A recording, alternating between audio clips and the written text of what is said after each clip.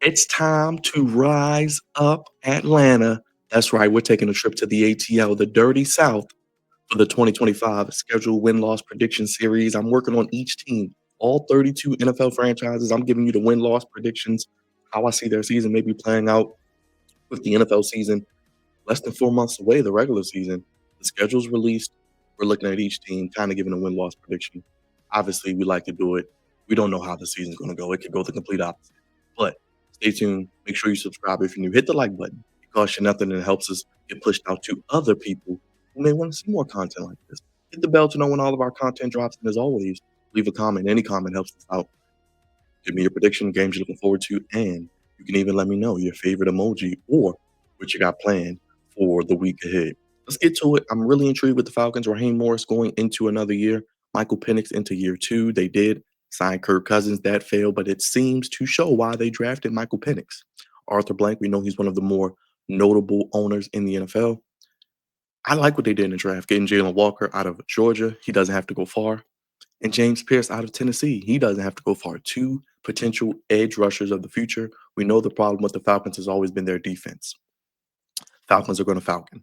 Falconing is a verb. Pretty much 28-3. Remember that Super Bowl. That will live on in infamy until they get over that hump and win a Super Bowl. And hopefully Michael Penix is the guy that can help lead them there. I like him. Liked him a lot at Washington. The left-handed quarterback, not really a mobile guy, but can shred you from the pocket.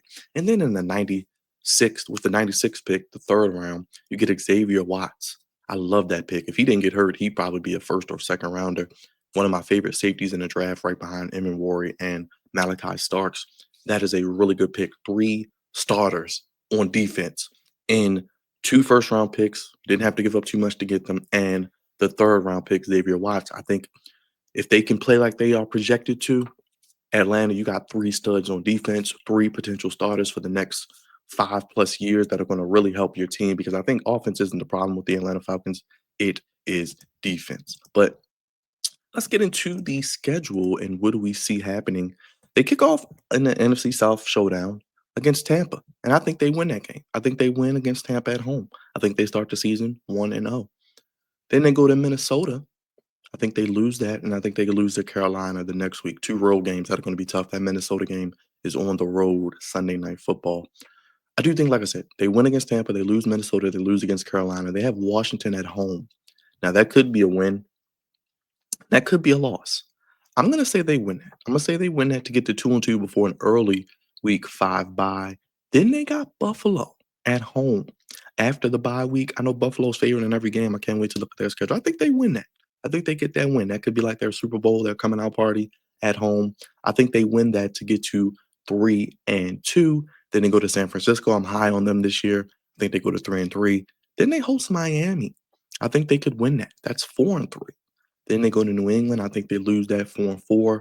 Then you have the game against the Colts, an international game. I think they win that. They could get to 5-4. Then I think they can beat Carolina. I think they can get to 6-4. Then you go to New Orleans. I'm pretty much picking everybody that plays New Orleans. 7-4 are the Falcons potentially through 12 weeks. Then the Jets, I think they lose 7-5. I'm gonna say they lose to the Seahawks, 7-6. Then I think they lose to Tampa 7-7.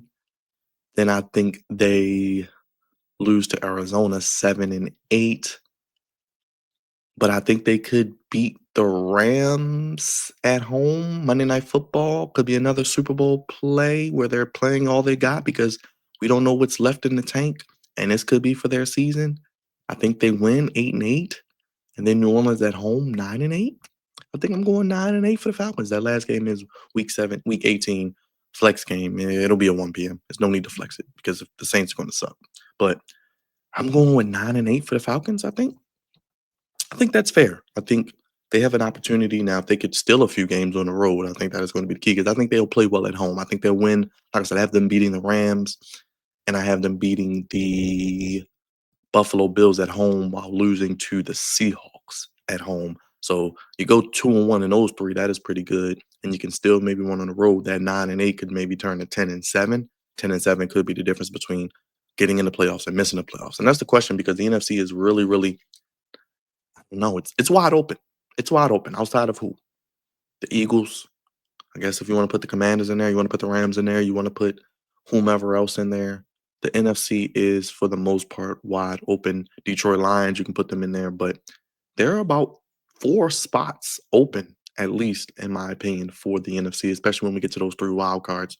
We know that's gonna be fun, but Falcons fans, don't be mad at me. I know they are pretty much an 8-8 team. They're a mediocre team right now, as presently constructed now.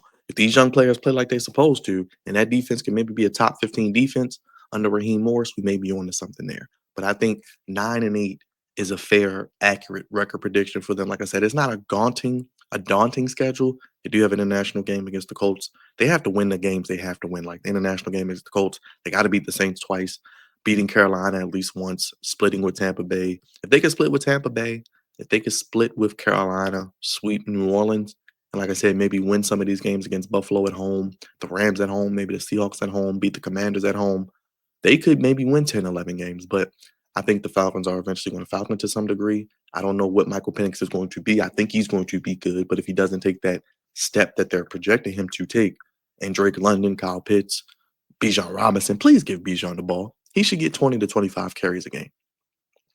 And if the defense doesn't live up to expectation, what will their ability to be offensively to match the firepower? Because can Michael Penix lead them from behind? Do they have enough offensive line protection?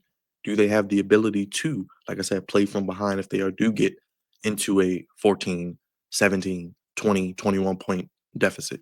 But not a gauntlet of a schedule. The NFC South is always a winnable division. Like I said, they got to, if they can split with Tampa, if they can split with Carolina, if they can win some of those home games, maybe against Buffalo, the Rams, Seattle, the Commanders, we could be on to something. But I'm going 9-8. I want to hear from you in the comment section. We're keeping this rolling through all 32 NFL franchises. God's favorite host, the Flex Zone. Comment down below. Hit the thumbs up. Cost you nothing. Falcons fans, NFL fans, Flex Zone family. And let us know what team you want to see me do next. I'm rolling through all 32. So be patient with me. I got a few out already on the channel. I know you're loving the content so far. But let's keep it rolling. Let's keep it pushing.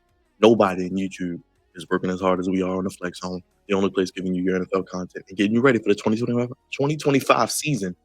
The only way we know how you want it, when you need it. Again, Falcons, I have them going 9-8, and we keep it great here on the Flex Zone Podcast.